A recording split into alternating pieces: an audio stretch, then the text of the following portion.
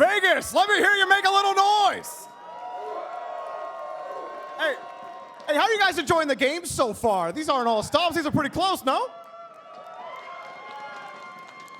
Well, I've been enjoying it. It's been a really fun just even walking around the balcony area, getting to watch the games. We got even more games today. We got 2 more going, and I think everyone's really excited for this one. I know that I am, so I want you guys to get loud for both of these teams. I know you know this team. So I know they got tons of fans. So give it up for Borscht.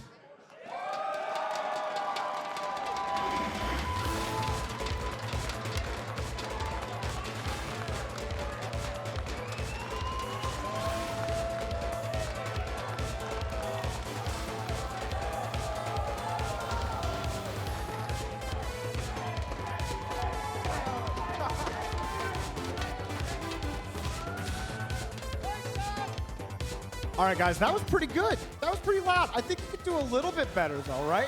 What do you think? Because we got another team. We saw them earlier today. Will they survive in the lower bracket? Give it up for Food Drive!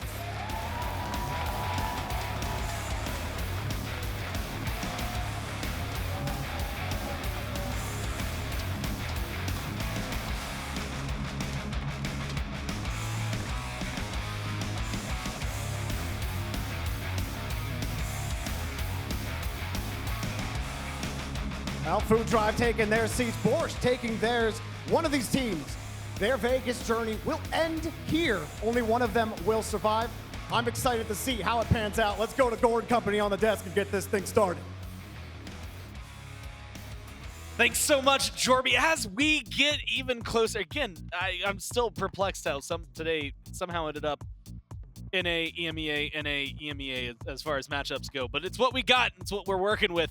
And of course, this one's going to be very exciting because it means that we have some matchups between teams that we've seen play each other before. We've seen and had history, but as we've seen today even, that does not necessarily mean we know what is going to happen. The stage changes all. Here in Vegas, sometimes it's the luck of the draw. It's Gore on the desk with me. Lermy and Trelly now joining me over on the far side here. And again, I'm really excited as we continue moving forward with today, because I feel like we've gotten to see Gods play, we've seen different styles of team play. Aladdin didn't get picked or banned in 2 games, which was crazy to me. There's a lot. Charlie, I'm actually kind of curious how you feel about that one. I mean, Aladdin in particular I think people are still figuring him out because his ult is a great team fight tool to just isolate. And cool. But I feel like what I see a lot of people do is they use all their abilities, they just blow their whole kit, and then they ult to try and finish the kill, and they end up healing someone, and they're like, wait, why'd I do that? Now we have to just go in this 1v1, maybe they'll stall out, maybe they'll survive. So my question is either A, did you just not practice it in scrims because you assumed everyone would ban it, or B, do you not feel confident on it? We'd have to ask the players to figure that out. Now, Chelly, I see, on your lapel, you've got a nice little pin, right, on your side. Absolutely. And I have a little lightning bolt right here. Now, this one, I will admit, yours not Smite. Unless the flowers are in Smite, so there's somewhere to maybe connect. It could be, yeah. This one, I will admit, kind of old, dated Smite lightning bolt. But maybe you want something new, fresh, and hot. And actually, you probably saw it just now during the break screen, but you can see it here better with more information. You can go to youtube.com. There's a Smite 2 collection where you can get these pins. You've got arms that move on your flat friend. Is nice. Flat friend. And nice. I want you to know, active censoring on that one. Coins that bounce over there for the Danza. Soul bouncing, and of course glow in the dark there for Zeus. You can go pick those up. youtube.com. These are fantastic. I loved that they were emotes. I loved when we started to use them for team logos, and I'm gonna love them probably 8 times more when I can have a little physical guy whose arms I wiggle around. Yeah. It is amazing. They're up for pre-order now, so make sure that you go to youtube.com and pick those up while you can. And I guess we have at least 2 teams in those that are represented. So if 5Ms wins, you gotta have. I think you're legally obligated if you're watching to then buy a Danza Burrow pin. I'm not a lawyer, so I don't know how that works, but I'm pretty sure I said it correctly.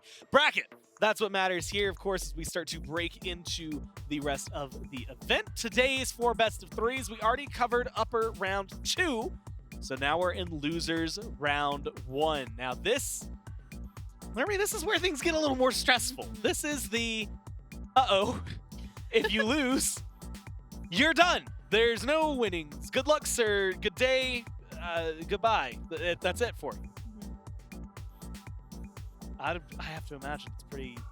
I mean, okay, I guess I should ask this. Borscht hasn't played yet. Yeah. Today. Right. Food Drive's already been out on the stage. Do you imagine... Borscht have a lot of players who've been around for a while. Do you imagine there's nerves? Do you imagine they just come into it treating it like it's a regular set and just try not to think about it? I think the morale's got to be good, right? On a Jake team, I mean, he's going to be doing something silly, keep the morale high. Dude was doing laps in the last game. But he was shadow boxing when we called him out in the first time. He had his hood on, he was punching around, and then we called his name here right before game. Stone-faced. I didn't see the hype. I didn't see the energy. Food Drive just came off an L. It wasn't Borscht, so I hope he's just hiding it. Well, I guess we'll see. If we go out there, I mean, again, last LAN he was literally running circles around the desk that was the booth. Right. I can't even remember. He said he was doing it for something like intimidation tactics or whatever, but He's always Gotta got stay hyped. yeah, that's what he's going to bring to the table. And you know, when we look at him, again, we can probably be, you know, crack in and talk a little bit about Food Drive later. But Borscht is a team I think that is going to bring in some interesting Energy. flavor and energy. Yeah, that's Yeah. exactly the way to see it. Curious what they're going to do. Also curious what our casters think. Good news is we can hear what they have. Now they're sitting in the venue. What are you guys up to? Yeah, thanks, Score. I had to recenter myself a little bit there because a second ago you said we have something hot and fresh and new, and I thought the camera was going to come to us in that moment. Instead, we saw the U2s, which are certainly hot and fresh and new. We are one or maybe two of those things, and I'll let you, Aggro, think about which one or two of those things we are. We're not fresh. Really, yeah. We're not new. No part of me feels particularly fresh right now, I'll say. You do feel fresh? No, I just said the opposite of that. The exact opposite, even, that I don't. But you look fresh. Thank you, sir. And I you- appreciate it. You are pretty good looking, Aggro. You're pretty hot. My man. No, I'm Also, excited I for have this one set. note written, and that's Dave is a fat egg. Who do you think wrote Someone's it? got to remind him, you know, like at this point, it's just to the point. I mean, this is the classic suit with the F dot is a dot, fat yep. egg on the inside. And then it was here, you. So, and then it. Yeah, you but know, I can't. It's, That's not my bit. Someone's got to hold the mantle, and currently it's you, Dave. Quick thoughts, though, Aggro. We now are in our knockout matches. Temperature turned up a little bit here in this room, and do or die for these two teams. Yeah, I'm excited to see what version of Borscht comes out, because the version that we saw in Atlanta was not what we expect from this team. Namely, that they were mechanically not up to the level that we would expect from this team. So if they come in here and they execute, they're going to have to hit a lot of stuff, because even though Food Drive for Globe is now down in the losers bracket, this team is cohesive. They are one unit. They always are. And Borscht is going to have to do what they do best, which is simply hit buttons better than You sound hot, fresh, and new, Aggro. I'll tell you. Yeah. You're right back to it. That's it from the desk here, or the casters on the desk. Back to Gore and the others on the desk to take us through it. He just can't help himself with a lot of that. I know, you know, we know. We've got the notes. It's a fat egg. Miss those guys. Did you? For sure. The thing I'm curious, and it might have been a couple years before either of you joined, really. Somebody still, it might be in the office, but we gotta have the paddle that had Aggro as a fat egg on it. Wherever that is, we should have brought it. And I'm gonna consider it a personal failing that it's not here. That's what I'll say. It's on me. Write that one down. But if you're looking at these teams and you're trying to figure out who's who and what's what, again, we've seen a little bit of Food Drive for Globe. But Borscht, the kind of, I don't even want to say new on the block. Not new on the block, new to today. And so let's learn a little bit more about how they're feeling about Vegas.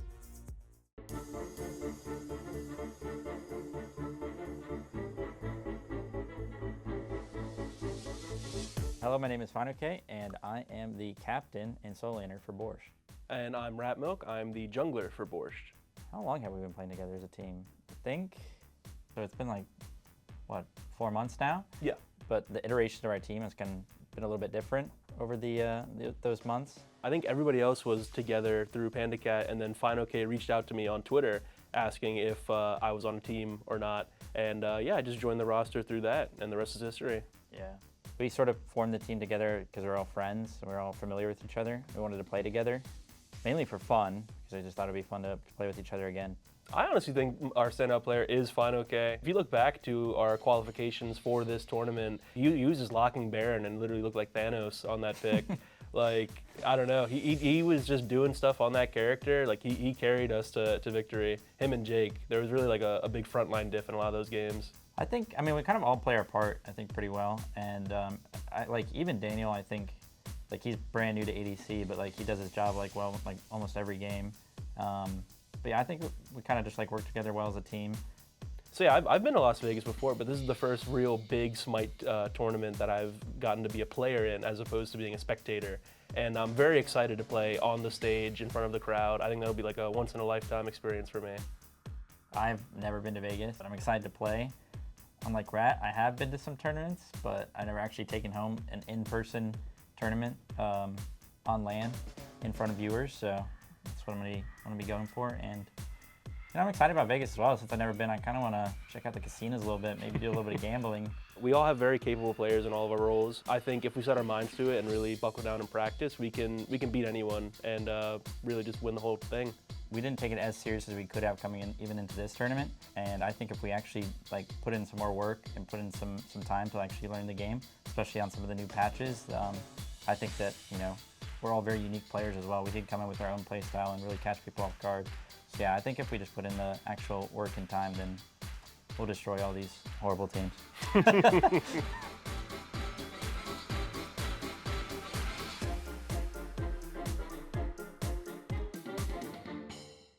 Those guys, a bunch of goofballs.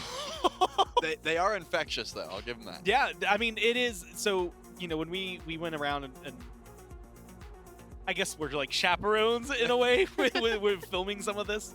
And I got to go around and hang with them. The thing that was funniest was when we were like, okay, we need to get some footage outside. We, you know, want to ideally get something inside.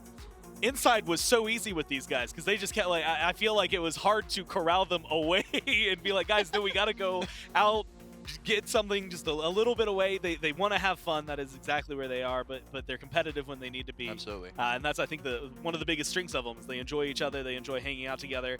And that kind of shows in their team strength and their team resilience. But again, I'm just offering an outside perspective that I can yap about a lot and you know, wax poetic. It's better to hear it from themselves. We can go down to the stage where we have them standing by for an interview. Yeah, Gore, you can yap, but we are here with longtime Smite pro Baskin on Borscht, about to take on Food Drive. A lot of noise for Baskin in the crowd, but Baskin, is the first time that we're seeing your team on land. Before we talk about what's happening on stage, how's the experience been in Vegas for you guys so far? It's been pretty fun. Most of us are new to Vegas, so it's been pretty interesting, like exploring around and stuff like that. Did some gambling, you know, won something, lost something. Yeah, who won the most out of the five of you? I think Alec won the most, but yeah, I don't know. I think Jake definitely lost the most, but yeah, other than that, it's kind of tied. Somehow that doesn't surprise me. Well, you guys ended up coming here in the lower bracket, where you and Mockingbird have to play from that. What's the stress like coming in, playing through the lower bracket, knowing that every single game could be your last? Yeah, I guess it's definitely it's definitely a little more stressful not having two lives, but in our mindset, we kind of have to like be the best team to win anyway. So yeah, it's not that big of a deal. So what do you think gives you the edge against Food Drive? I guess we have more experience than them. That's a big thing. I guess experience. Yeah. Well, experience can certainly make all the difference, but I do have to ask, out of everybody that you have to like room with, you got to hang out with your team, who's your favorite on the team to hang out with outside of the stage? I would probably say Jake, just because he's a very passionate guy. You know, he's kind of our passion juggernaut. So yeah, he's definitely one of my favorite teammates. I like passion juggernaut. We should get that as a title in game. Well, Baskin, good luck to you, man. And good luck in your matches. Gore, back to you. Passion Juggernaut is actually maybe one of the coolest titles that you could be given. Like, I don't know. It just sounds cool. Anything Juggernaut, I think, is going to just sound amazing. But learn me again, these guys, like, you can kind of hear it. Like, there's a little bit of, hey, I'll poke fun at you, but, like, the trust is there and the gameplay is behind it. Yeah, really. I think one of the biggest things that comes down to a winning mentality going into it is just realizing that you're having fun. I think fun is a very, very underrated part of a team composition, right? And I think when you're talking about, again, trying to keep serious under pressure, this is the loser's bracket. Yeah. One wrong step and you're out. Gotta make sure that you're still taking it at face value and saying, we're in Vegas. Let's have some fun. Let's have some fun. And realistically, while they're, I guess, serious fun. Is that a thing? It sounds like an oxymoron. It is something that I think you have to approach this with, because, like, you need to enjoy your time, which they are, I'm guessing, already have. It seems like FineOK may be really enjoying it. Jake, TBD, based on Baskin's interview. But the other side of this has already cracked the stage overall. They've been out there. They know what the feeling is like. They've got the vibe of the crowd behind them. And so you're looking at Food Drive for Globe, and admittedly, you're looking at a team that in North America has been incredibly dominant, literally except for 5Ms. Like every other team, it's usually Food Drive for Globe. It's just 5Ms that stands in their way, Trelly. And so this is going to be an interesting matchup to see what they are going to bring to the table, what they learned from this morning. I mean, I already brought it up, the fact that I'm not sure how Food Drive is going to, play on the main stage. It's the first time playing in front of a crowd like this with the lights on them. And now they've already taken an L in that stance, right? So are they going to be able to bounce back from that? That's the question. Do they still have the capabilities to make adaptations? Because again, they didn't really have beads in their first 2 games. They got blown out. It was closer than it seemed. It was a 2-0, but a very back and forth, very decisive 2-0. I'm assuming they got to watch these matchups in the meantime and said, oh, okay, this is how people are playing, right? You didn't get to watch Borscht. That's unfortunate for him, but you got to at least understand that there was a lot that they could do to possibly win those games, and you can't rely solely on Valo. That's important as well. Playing through Valo is fine, but having him be the only one that can really get to the backline and finish some of these kills, that's what really did them in the first matchup we watched.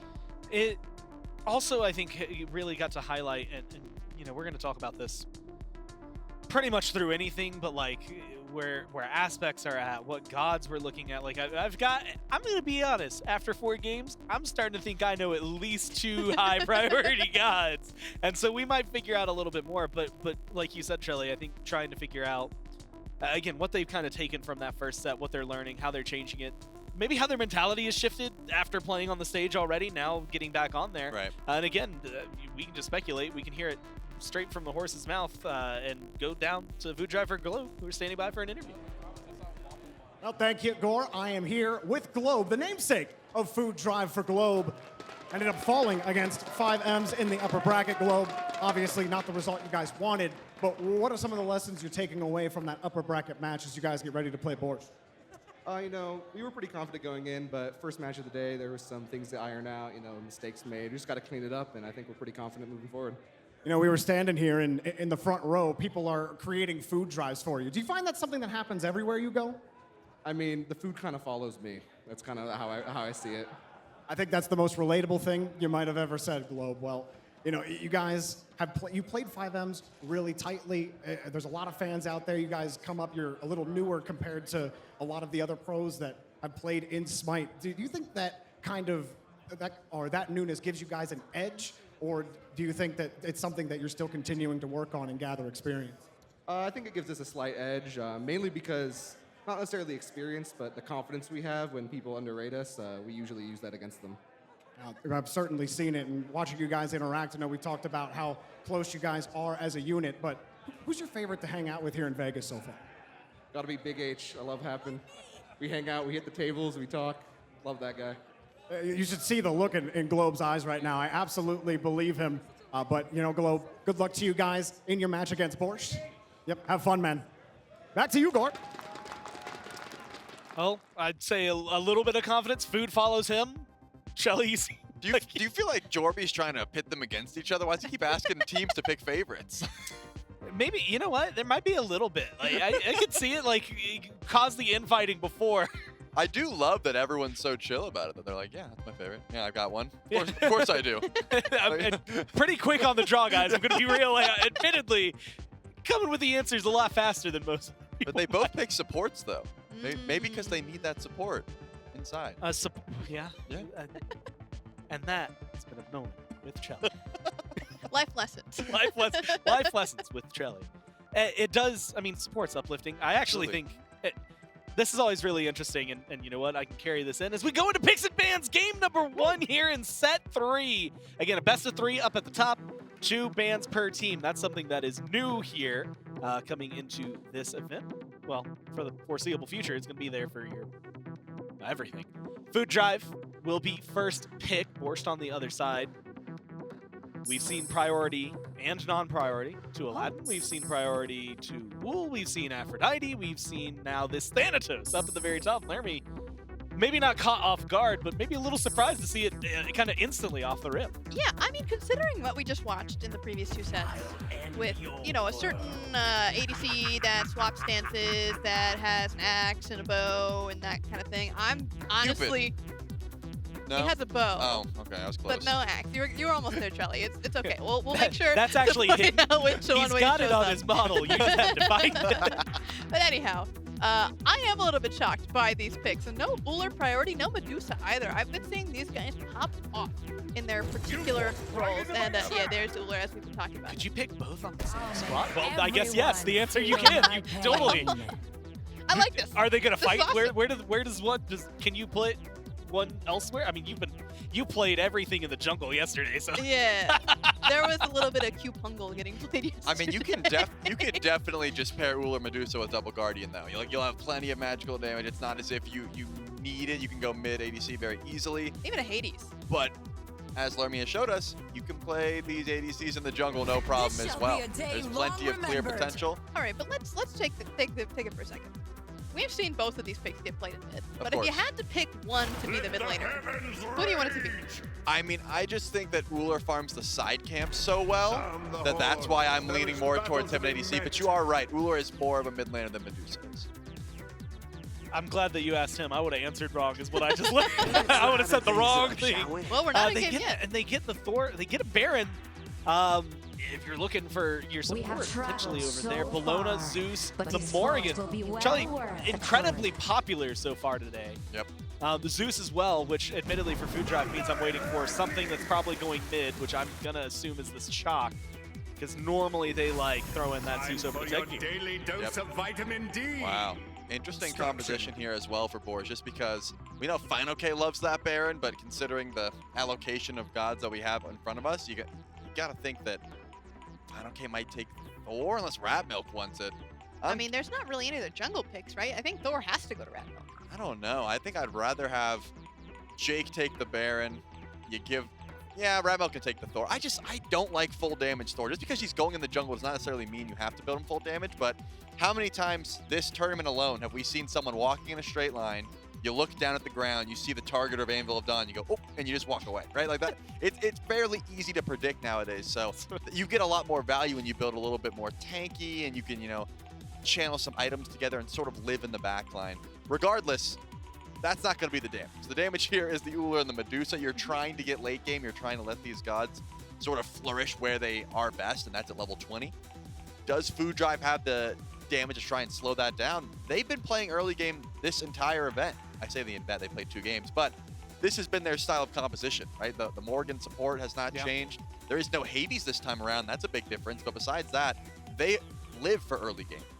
Yeah, to me this says that they more or less think that, hey, you know what? We were knocking on the right meta. It's just 5Ms was the team we played against. So let's run it back. Let's see if it's the things that we want, we need.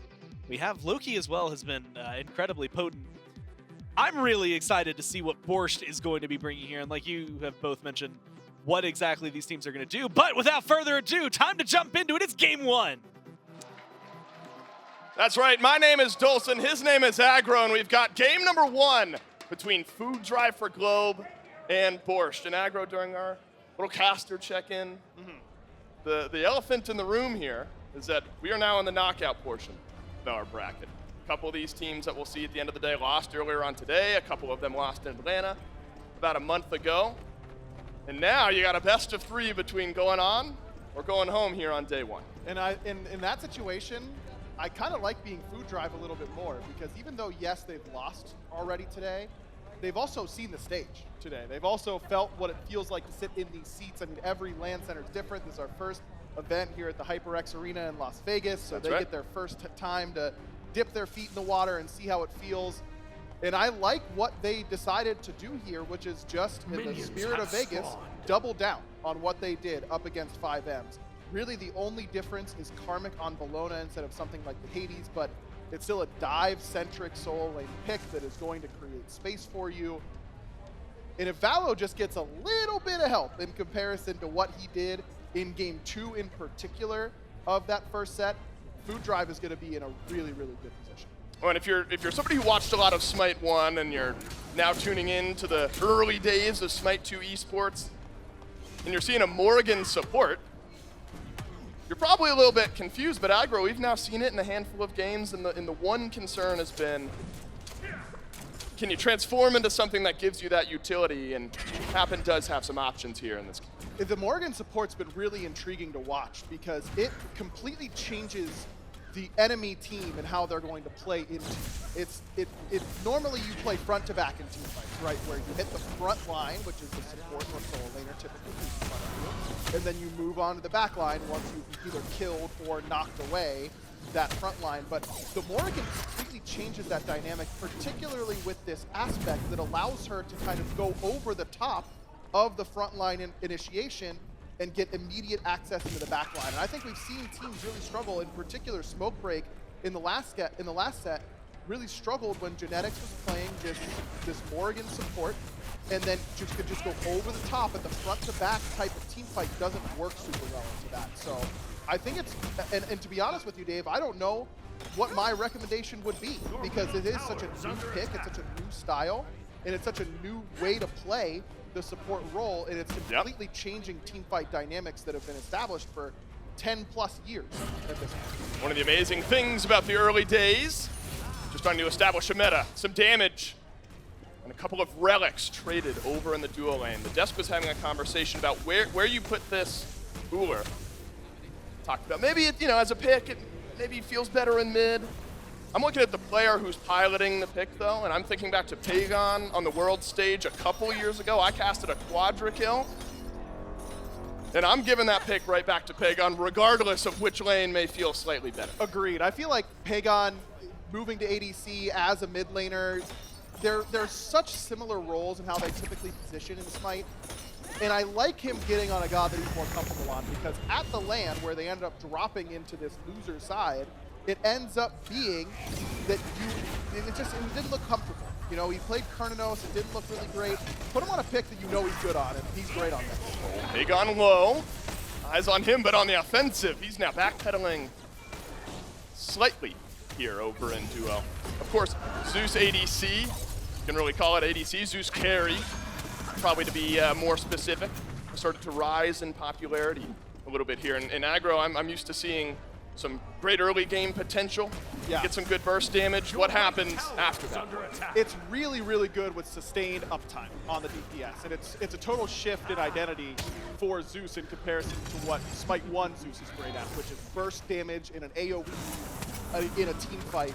Now, this type of build that Tech Gear likes to go on Zeus is much more about sustained uptime DPS, which makes sense because that's typically what you want out of the Hunter role. Now you can get it out of Zeus, but it does mean that some of his typical strengths, like the huge chain lightnings through a team fight that you think are, oh man, I hit a chain lightning and there was only gods to bounce around, I'm gonna kill everyone. Now is kind of just 250 to 350 damage, and that's about it. It's all about the basic attacks. As a Zeus purist, I'm still... You? I know, no. I'm more of an intelligent Zeus guy just because I get my dopamine from hitting a big chain lightning, but say let me. It's a blink away for Globe over in mid. That's the first bit of jungle pressure we've seen. Not the first Thor we've seen here this weekend.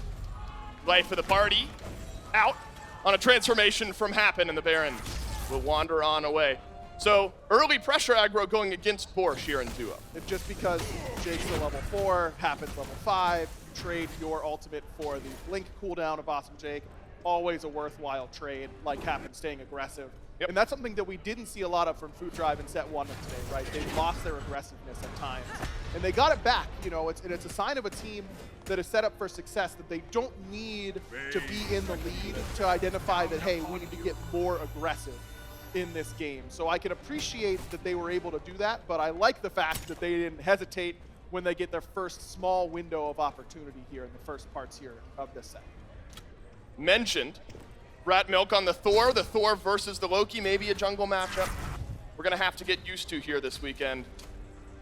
Now, we have talked to some players about Thor and how he's playing here in Smite 2. Scream had some great moments. Would have preferred to have hit a few more ultimates in the first set that we saw today. Sure. But still a character aggro that can supply for the team, the ultimate ever important, but a lot in that kit outside of that. Yeah, the wall is just very, very strong. I mean, having any type of blocking volume is really, really valuable. So even when the ults aren't landing, it's still okay.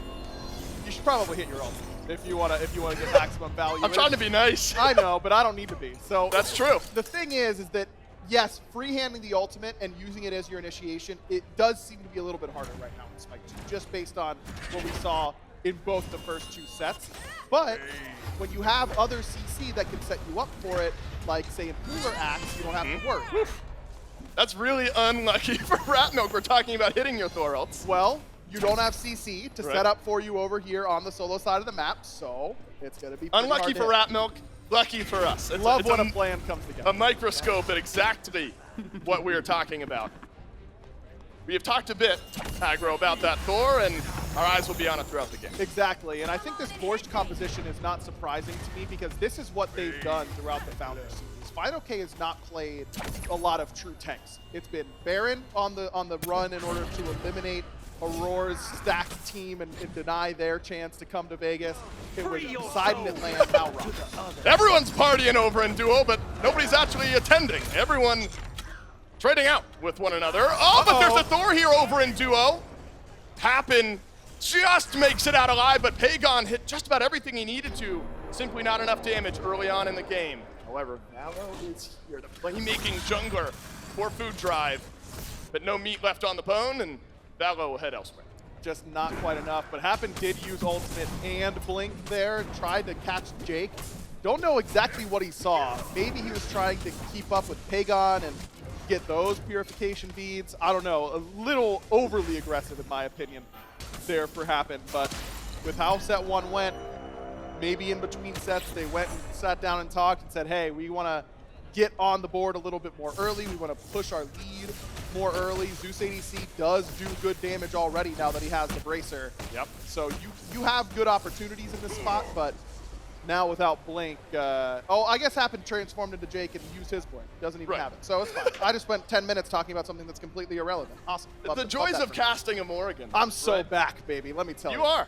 Yeah. Well, it's been what, 3 or 4 years for us? No, we casted in December. Yeah. But a real fan cast, it's been a little while. Yeah. For you and I. Yes. Actually. First ever for both. First ever together. Yep. In front of a crowd. How special is that? And we got 2 good teams battling it out. Now, the slightly slower paced game aggro, maybe not all that surprising based on how valuable the farm is on the map. Exactly. If you've been paying attention so far, the first 2 sets of today, this is exactly what you've seen. And I believe you will continue to see it, and it's because of the side jungles here on the side lanes. Normally, early game picks happen because they're grouping up for invades, they're grouping up and picking someone as they walk into the jungle.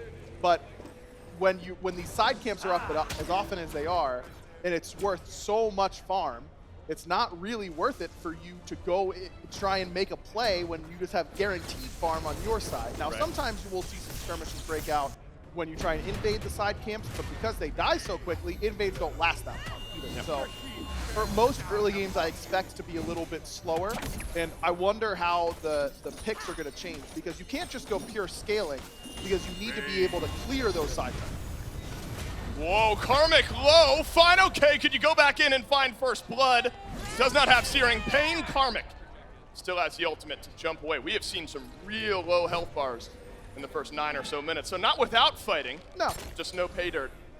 Not just yet.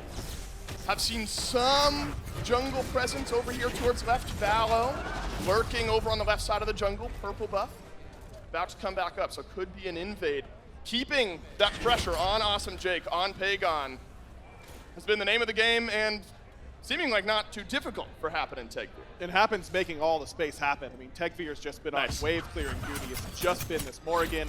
And you don't want your Ullr to be falling super far behind. You know, that's not what you're looking for, but the late game build for Ullr in Smite 2 is strong enough that it doesn't feel like you've wasted the pick if you don't get that lead early. It doesn't feel good. You know, you want that kill pressure, but even though he doesn't have it, once Pagon gets things like Heartseeker and Crusher up in the build, he's going to be a threat no matter what. I mean, look at Streak Up in that set. He popped it late. Fine, okay, this raw aspect had some sneaky damage, and I played it against Gore in a playtest yesterday.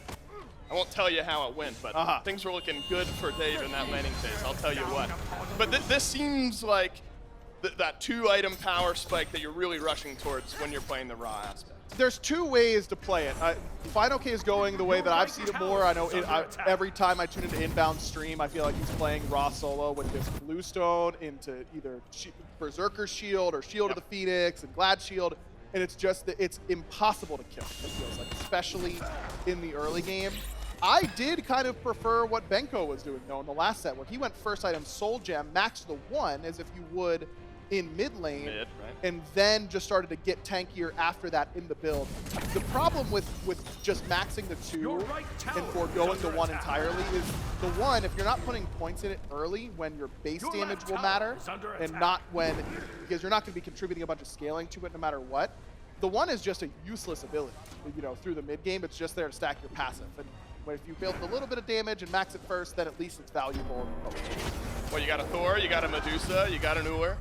Magic damage out of the Baron. Are you going to need Fine OK to deal a little bit more to diversify?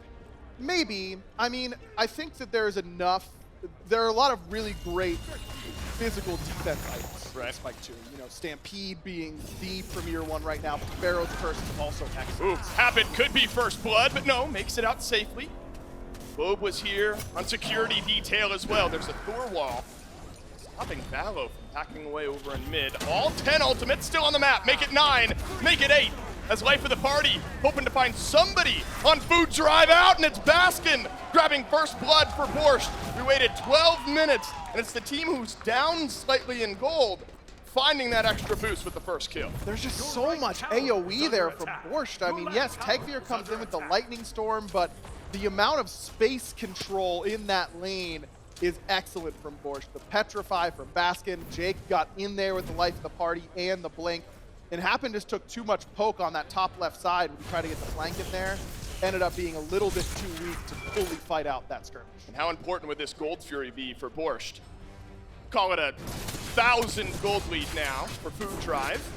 But tentative on the call. There was a grouping over here towards left, and it still may be a Gold Fury call, but this is given time for Food Drive to respawn and get back. We'll take a look back now at exactly what happened in this team. The Stampede in from Jake just means that you could just, what a gas pedal. We've had some gas pedals in Smite, but Stampede is like the Maserati of gas pedals because it makes your whole team super, super fast. Love and it. It just makes it impossible to run away. And Happen tries to re-engage, thinking that Valo needs the help. Ends up costing the support his life, but all it really does is normalize what the game is looking like, because Food Drive was starting to pull ahead a little bit in gold. Just brings it back. Then they get a couple of objectives. They're looking like they're in a good spot now if you're on Borsch's side. But going back to how they've played in this composition, Fine OK has been playing these mages in solo, whether it's the Ra, the Baron, the Poseidon. And I feel like I have noticed Borch missing that true tank frontline presence in the later stages of the game. And Ra solo, with this build that Final K is going, is a tank, right? He's going to absorb a lot of damage, but he doesn't really set you up to do damage if you're a backliner. He doesn't really create a ton of space with crowd control. He just walks at you and slows you. And he's really hard to kill. But if I'm Food Drive, I'm just saying, let's ignore this guy. We can completely ignore this Ra. He's just not going to deal enough damage once we get to the later stages of the game to be a real threat if Fine OK goes that traditional build. Now, once he hits 20, which he's well on his way already at level 60. He's zooming. Once you get the Brooch upgrade, he becomes threatening again. And the backline does need to respect him a little bit, but this Zeus gets fairly tanky. You know, he's got the Warrior's Axe start. Tegveer went Shifters before. Normally, I'm not a fan of the shifters in his build, but I think against this competition in particular, if he can just build enough defense to ignore Final K, it's going to be tough for Borscht to get on top of him. Karmic doing his best to ignore Final K, but you got the rest of Borscht here as well. Oh! Happen is in on the transformation into the chalk. Peels out for his solo laner. Borscht had an engagement, but could not quite find the kill. And Ratmilk is in late on that Anvil of Dawn. 3 ultimates down for Borscht. And Karmic now a couple of times has been able to escape. Keeps triple zeros in the KDA. Yeah, this is the first time Karmic's on something that he doesn't look quite as comfortable on. I mean, he hasn't died or done anything wrong quite yet, but he just looked like he was just the Hades guy over there in solo. And on the Bologna, these engagements haven't gone great for him so far. When the chin size rush, he's going to just start to get tankier as the build keeps going, but that would definitely open my eyes if I were in Karmic's shoes, that, hey, I've got to be pretty respectful of the damage coming from Borscht. Have not seen much from either jungler. Lowest damage in the game now, Valo. Ratmilk only a couple above that, so more for lack of opportunity. First Pyromancer of the game a few minutes ago went to Food Drive. Second is going to head on over to Borscht. So that first Gold Fury as well went to Borscht. Worth mentioning, we were watching the replay, didn't miss much of a fight, but first Gold Fury to Borscht. And now the teams have split 1-1 on the Pyro. And since Valo showed up that left wave, Dave, they're right on fire. Wow, they are backpedaling away though, Borscht as Food Drive have stepped forward.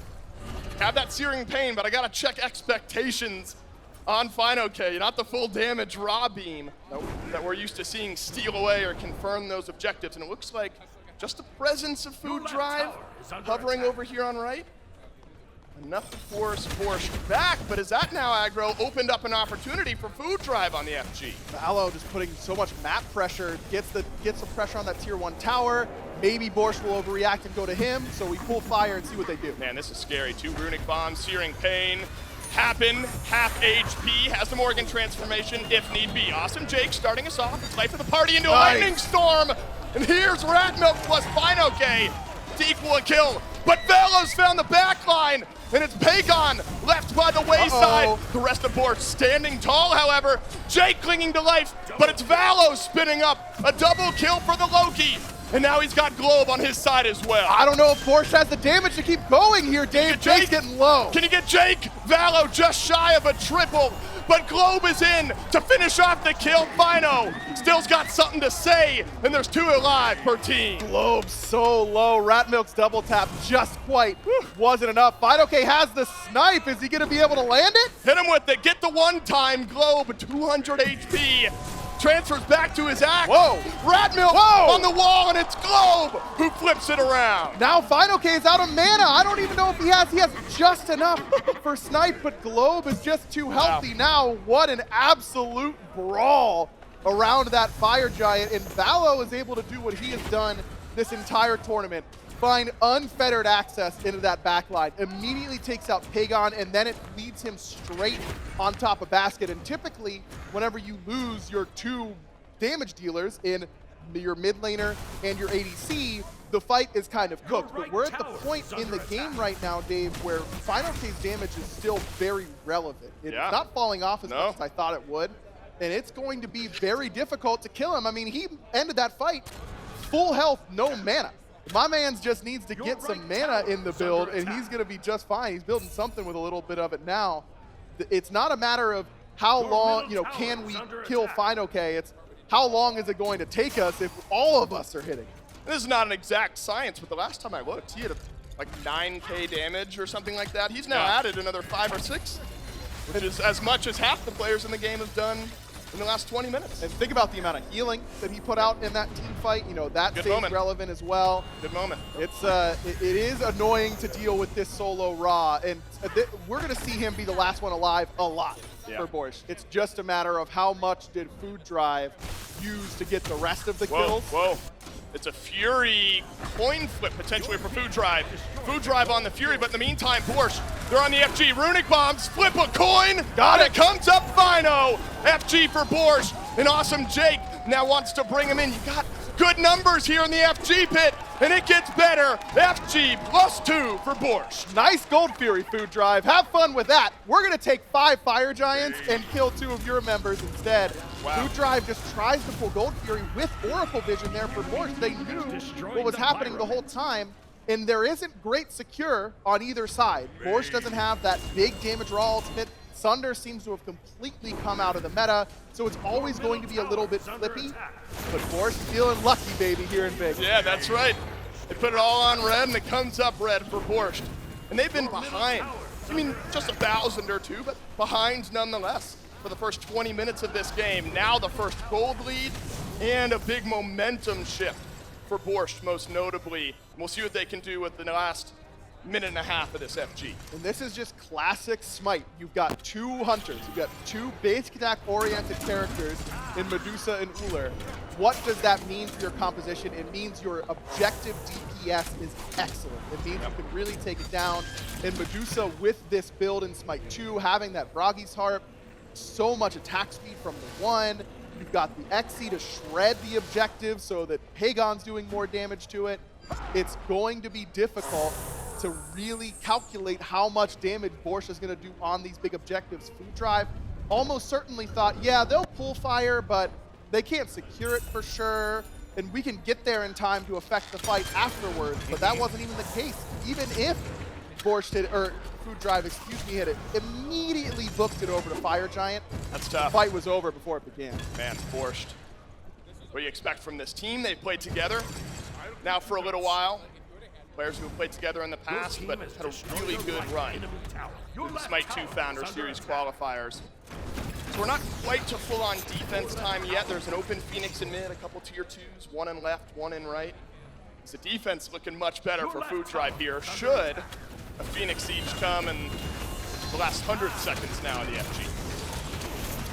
Typically, sieging into Zeus is very harsh, but against this build, it's a little bit easier, but Chalk with Aspect is excellent at defending siege. Could there be a fight? Are we even going to get a fight? Are we going to get a siege? In goes Happen on the transformation. Searing Pain. That's through from Fine OK. In but out goes Awesome Jake. Now Food Drive. Want one more initiation. My goodness, Globe has found the back line. Pagon left running. Karmic now chops away a couple. And Borscht have not found what they came for. And Food Drive stand tall underneath their Phoenix. This is what Food Drive excels at, Dave. It's perfect synergy with the dive. It's Karmic in, immediately retreats and pulls out so that everyone is from Borscht is focused on him instead of on Globe, who's coming up over the top. Against Happen, who's coming up over the top. It's just this initiation tank switch from Food Drive that leaves Borscht dizzy in the back line. Baskin and Pagon, again, typically you'd say, oh, these guys with synchronized death timers almost like this, it meant they were standing too close together. Yeah. Where are they supposed to stand to not both get hit by double Chalk ult and the Bologna ult on top? I mean, unbelievable patience from Globe in particular. He was the last one in, I believe, on this dive. Just excellent, excellent teamwork. Watch this. First in is going to be Happen. He transforms into Globe. Immediately backs up. Nice. Then Karmic in. Then Globe in. Wow. How do you defend against this if you're Borscht, man? It's massive AoE, it's massive damage. That was one cleanse away from a triple knockup from Globe on the fight. And this is what Food Drive have brought for months now. This team in the early portions of the Smite 2 Founder Series qualifiers, I think raised some eyebrows. You know, the fan favorites, the Smite 1 veteran names are where your eyes go. We all know the players from Food Drive, but they have been consistently team fighting well against the top end teams. And that's why I was concerned about this same style of composition from Borscht, because Fine OK is raw solo. How can he protect his team against that? He can't.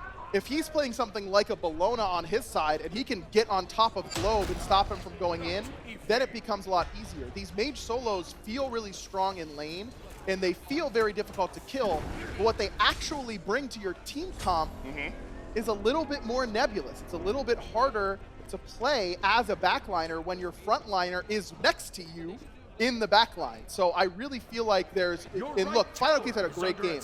No matter, Vintage Final this is what he does. But think about when Final Case playing the King Arthurs in Smite 1, you know, the Osiris's, and just getting in there and creating space. Karmic could be in trouble, sure is, but it's a beads and an ult away. Also, Jake still has something to say about this fight. Can you avoid the big initiation? You sure can. Where's Ratmilk gonna go? You gotta help out the rest of your team. Globe somehow makes it out of the fight. Pagon flips the kill right back. And it's both supports dropping at the start, but Tagfear from range has gotten his second. He finds Pagon, he gets a third. Tagfear, you madman, keeps your team in it. And he does it all, baby. Valo comes in and cleans up his hard work, but now it's only Baskin alive and two very healthy members of Food Drive chasing. This is gonna be a deicide out of nowhere. Valo and Tagfear go huge. It's a triple for one, a double for the other. And there might still be enough damage to start up this FG. Borscht wiped from the map. Man, that fight looked so much better for Borscht because Globe goes in and Happen goes in, but you saw Pagon and Baskin be able to take much farther apart stances. Now that we're in the jungle, you can make them choose, and that looked really good for Borscht. But Tagfear, man, just gets in there and mans up and plants his feet and fights. And that's exactly what this Zeus build is all about. How many gods can go blow for blow with an Uller in the late game? It's very few. This build for Tagfear was able to do it. The crits came out, maybe got a little lucky, but again, what are you doing in Vegas if not rolling the dice? Rolling the dice. Tagfear made it work, baby. Borscht has gotten a good call. Food Drive for Globe. Now get one for themselves. 4 FG buffs for Food Drive. And this game has now flipped right back. I asked you what the defense for Food Drive looked like, and apparently it looked pretty good, that double chalk ultimate. Yeah, difficult to deal with.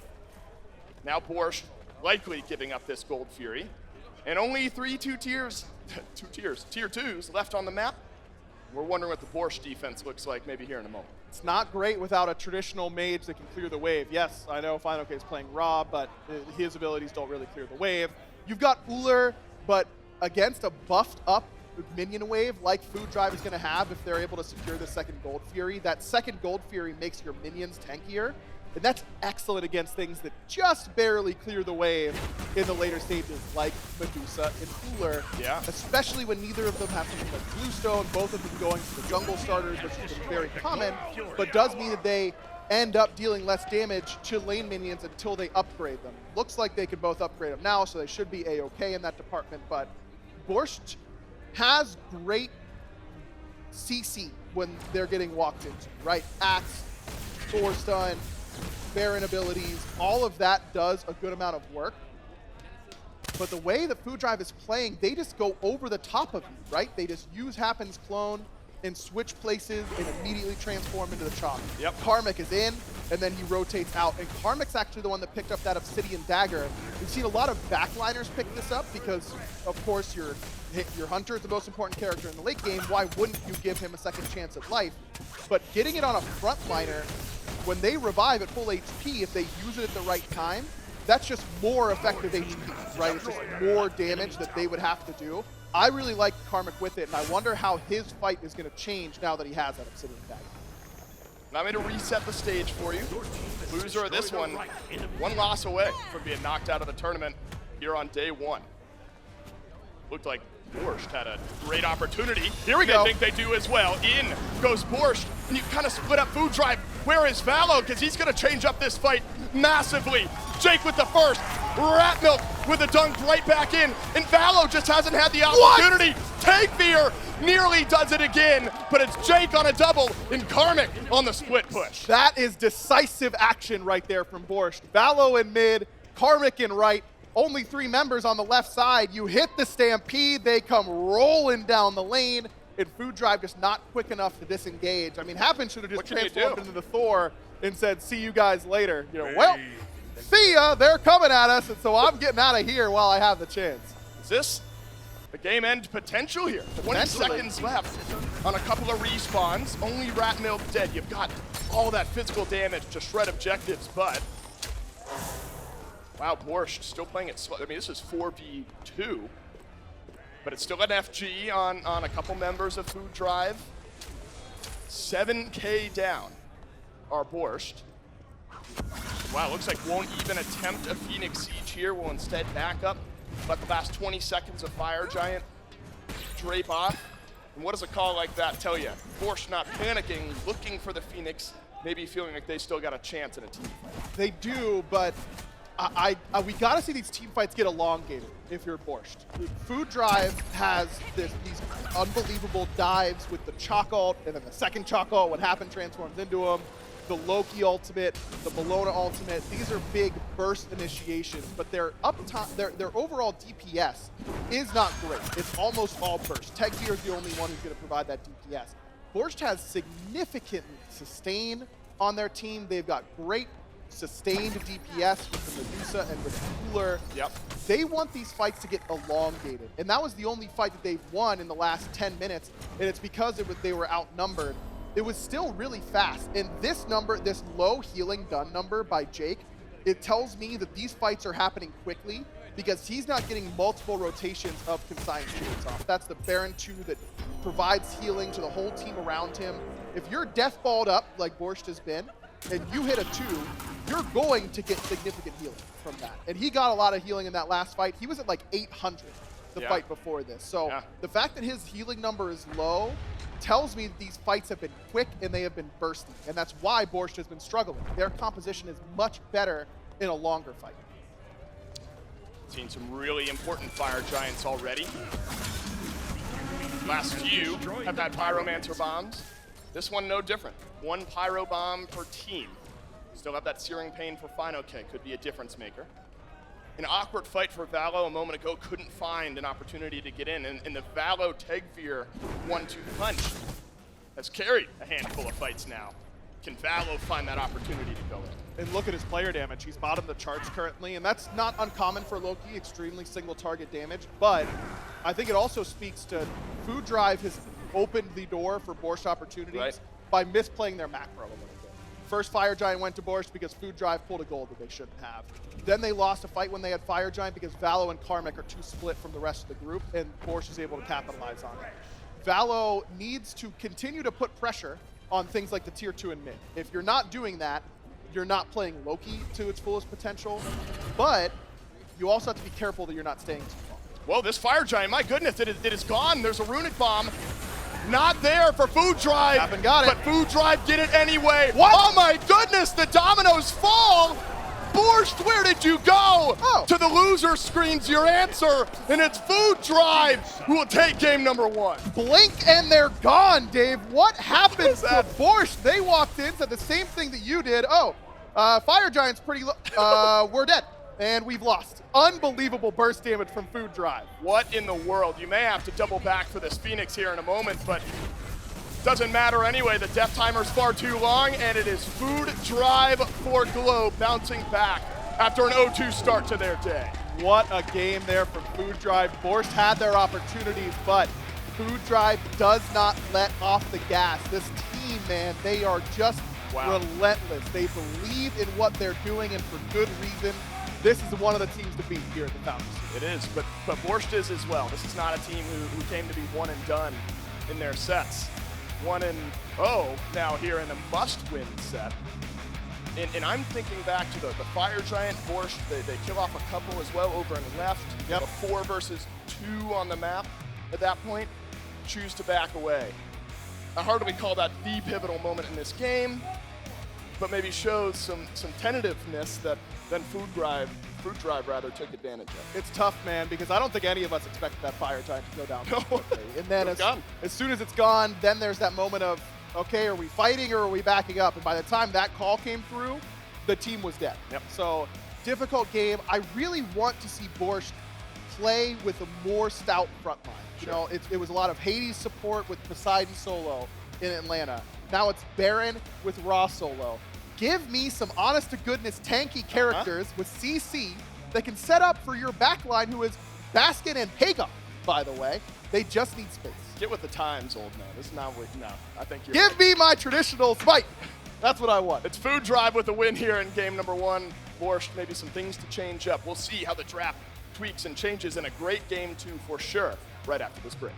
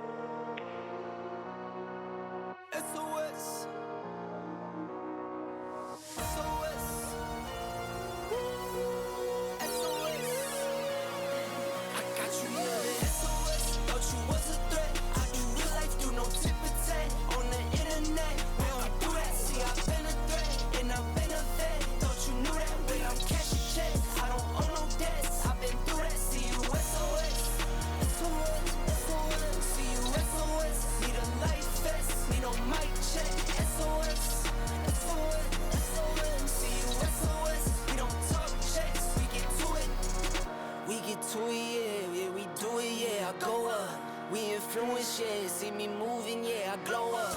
Every time I show up, I can flip my switch out. They act like they know us, but they ain't no dog, I'm big dog. Asking if it's still a flex. Say they better go ask Booyah. Never think I'm gon' check. Better pull up like woo. Come to place and I'm the best. I ain't worried about none who y'all. 24, no rest. Stand on business, I'm too tall.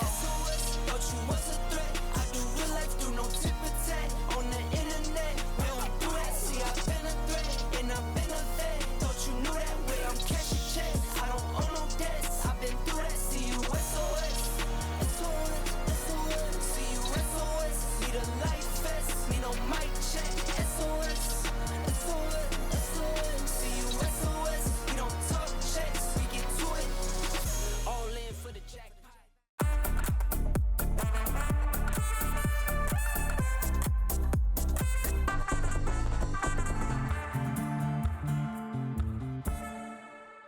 Welcome back, everyone, to the Smite 2 Founders Series here in the HyperX Arena, Las Vegas. Of course, I'm Gormizer, and actually up front, we've been talking a lot about this thing, Smite 2, it says, and if you've been, spending some time waiting, wondering over the last couple of months, you were like, I kind of want to play again. Maybe you were waiting for it to get out of alpha. Maybe you wanted it to be free to play. Well, I've got good news on both of those fronts. They're very specific thoughts, but they do have good meaning behind them. It's free to play now. You can go and pick it up on all of the major platforms to join in the Battleground of the Gods once more. Of course, this time in UE5, the engine, it looks incredible. The game feels incredible. It plays incredible. It is incredible. And realistically, what's crazy is it's all of those things. It is true. It is incredible. And it's still the beta release, but you no longer need to pay to play. You can just go in and get it on all of your major platforms. Of course, if you then end up having a blast, the Founders Edition still available, still out there for you. So you can go to smite2.com and pick one of those up if you so please. But it's free. Just get out there, play the game. You will not regret it. It is absolutely a blast. It's such a good time. But I'm not alone here. I got Lermy, I got Trelly, and we got a whole game to talk about. And what a game it was. I mean, Lermy, it was back and forth. It felt like for a while there, every time somebody took a step forward, the other team, somebody just yanked them right back. So, just a vicious race. Oh, yeah, totally. Throughout the really early stage of the game, right, kind of slow, not too much going on, but both these teams knew that once they were getting to those later Gold Furies, that Fire Giant period, it was about to explode into some crazy brawls. And honestly, both teams had a solid grasp of what they needed to do to win with their comps. Just one comp felt like it was a little bit stronger, had a little bit more to offer than the other. And I've got to say, that Morrigan pick still continues to amaze me. I agree with you, and that's the thing. I was very harsh on Happen the first time I saw it, probably because it wasn't playing to the best of its ability. When you are playing the Morgan with that aspect, again, you have to be thinking ahead. You can't say, oh, I'm in trouble, I'm going to send the clone out. Everyone can see the clone. You have to send the clone out before there's trouble, and I think Happen locked in on that, and night and day difference here for this set. The Zeus ADC was clean. Like That's surprising. I was worried about Techbeer. He gets big damage off, but the crits were reigning true as well, which I was, very impressed with. Just because sometimes you don't expect that level of crit to come through from the Zeus build. Sometimes it's things like Kins you're trying to shred through, get the stuns, continue that. But the crit Zeus, man, that one definitely took me by surprise as well. I have nothing negative to say about Valo. That's obvious. He's been the shining ray of this team pretty consistently. But the chalk mid once again. I mean, I can't believe that they prioritized it so much. This game showed me why, though. Globe, I thought, looked fantastic. Not to mention, Happen needed a good transformation. 2 chalk mids. Never going to be upset about that one. And I feel like earlier in set 1, you were talking a little bit about the fact that the idea behind it, first off, I remember you saying that you liked chalk mid more than you prefer the jungle because you can still build a lot of damage. Correct. But the other half of it was that, you want these huge impactful ults, and we didn't really get to see them from either the chalk or the Morrigan transformations into the chalk in those games earlier against 5M. So that transition, that was a really, really big deal. That play was so sick. And look, at home, have your opinions about Crit Zeus. I think it's deserved. You can have, because I don't know that anybody that is not named Techbeer is going to make it look like this. Lermy, whether you like it or not, it's doing well. It's a choice, right? I'm a little bit more on the negative side. I mean, Crit is almost unanimously on those strength-oriented items. Zeus, only in scaling. Yep. Makes it a little hard to opt into. But And trust me, there's been times he needed that in. There's times that it's not worked out for him because of that. when you do opt into it, though, it has moments like we saw earlier. And like Trelly said, you can't deny that Tegrier looked good on it. Right, and that's my point, is that it seems like Borch put a lot of, presence on the Ullr Medusa. It was their top 2. Yeah. And I'm never going to say that Baskin and Pagon didn't look, good, but they were the first ones to die more often than not. Maybe because, Jake wasn't on peel duty necessarily. He was more so trying to aggress with his team. But that last fight was just W key. Food Drive for Glove didn't do anything special. They just slammed the W key. And once you see that, you gotta adapt, right? Your hunters can't just like backpedal and auto attack. They just got completely deleted. It was a watch. So now Borscht is on the backhand. They have to try and find their adaptations. And I think it starts with maybe we don't prioritize the 2 hunters right away. Maybe we try and get some strong front line. Knock them off the rhythm, because Food Drive, they've shown their comp. They've played 3 games. It's hardly changed in those 3 games. It is actually realistically kind of impressive now that you pointed it out, because they really haven't. It's been the same. But then the question's like, I mean, what are you gonna do about it? Like, are you gonna look at me and tell me you're gonna ban the crit Zeus? I mean, no. Hear me out. Some teams have been banning him.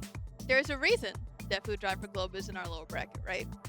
Yeah. I don't think it's too out of the question here to take what 5Ms did and do the same thing. Yeah, true. Think you saw what beat him. Draft that. Try to get something similar. Well, that'll be the question. Can Borch do it?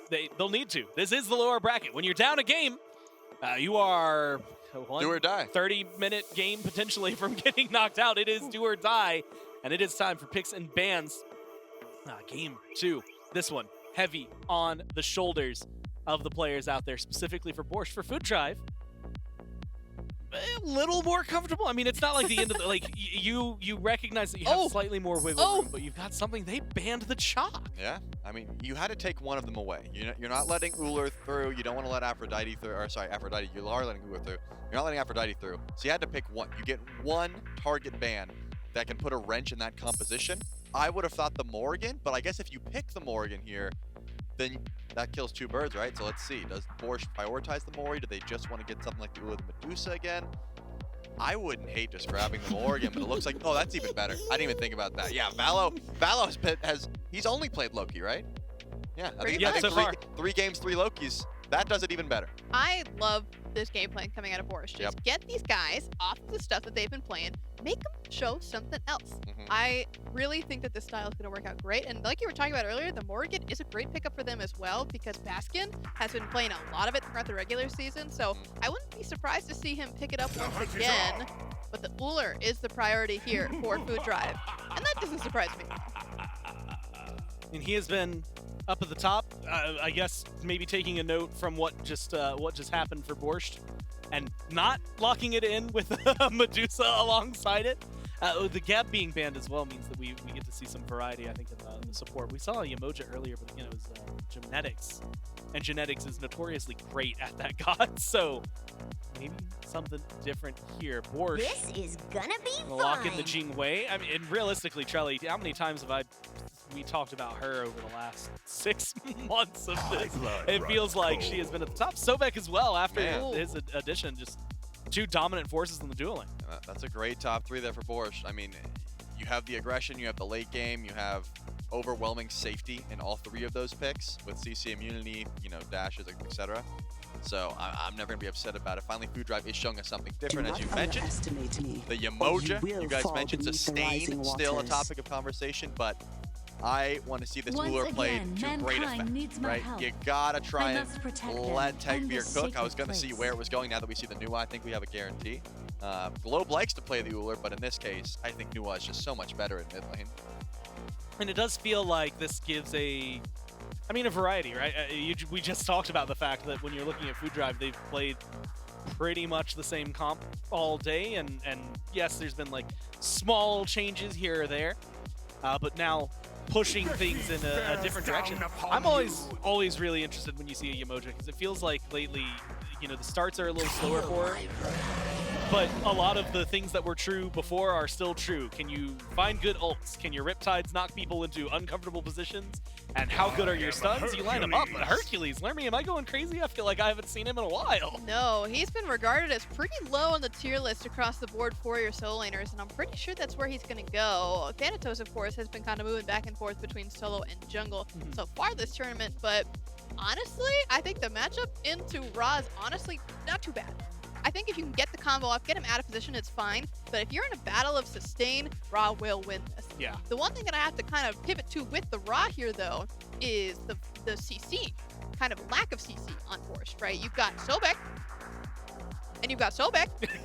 And he's really good at the two things he does, but man, it's only two. Yes. I think if they were able to get the combo off right, they have so much follow-up. Spirit of the Nine Winds, they've got the Searing Pain, they've got crits from Jingwei, and of course I guess Loki is there kind of trying to pick someone else off in the back line. But if they get these blocks, it's going to look great. The problem is that how do you even get to that point if you've got no one else disrupting them? Right, and I'd be remiss if I didn't mention that I've seen Herc jungle kind of wrecking the streets in ranked as well. So there is a possibility for the swap. Like Thanatos could very easily. Thanatos solo has been wrecking people's faces. It could very easily go there as well. It just depends on how you're trying to build. I mean, Valo specifically has been going kind of full damage or nothing, at least for this tournament, because he's only been on Loki.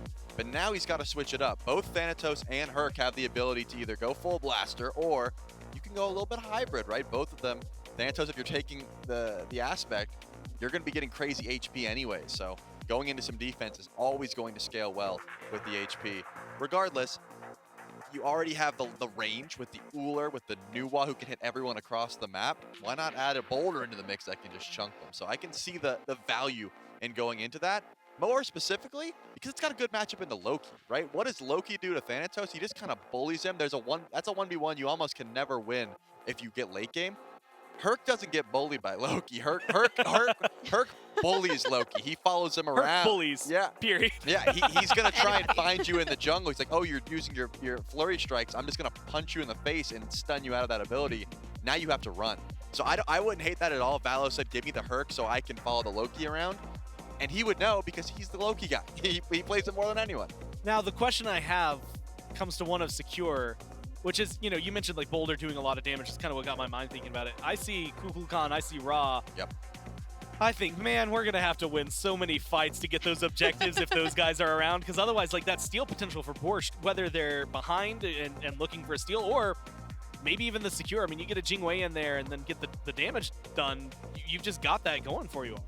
Yeah, it's a tough one, right? Because Ra's aspect, which I assume is what we're going to be seeing here over in the solo lane, does take the magical scaling off of that. No int is going to help you out there, so it does lower down that potential for some damage in the burst. Well, we'll have to see how well it works out. Now, game number 2, Borscht need to win.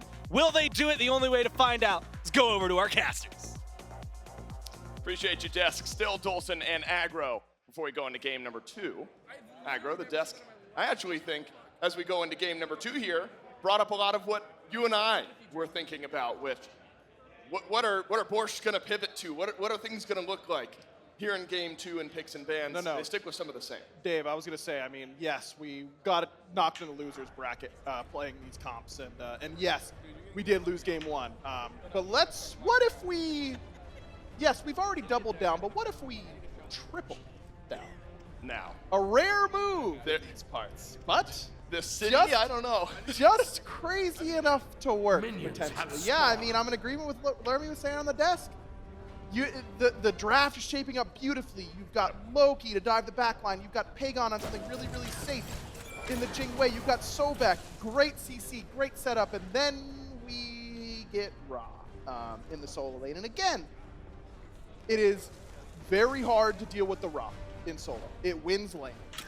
And then you just get to the team fight later, and I feel like Borscht has been lacking the space. They don't need more playmakers, right? They don't need more people to make flashy plays. They just need space for their designated damage dealers and Baskin and Pagon to deal designated damage. Well, let's talk about some of that space creation. It's awesome, Jake, on the Sobek. This is far from the first time we've seen Jake on the Sobek.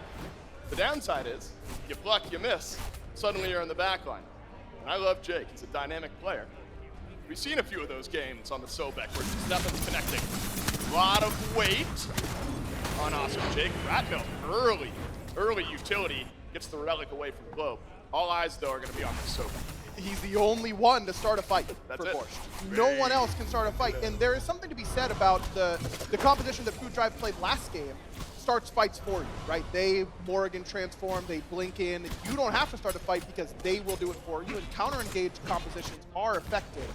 But I don't think that that's really what Food Drive is going to be doing here either. It can be very, very easy for Karmic to just skirt around, look for a pluck onto Jake.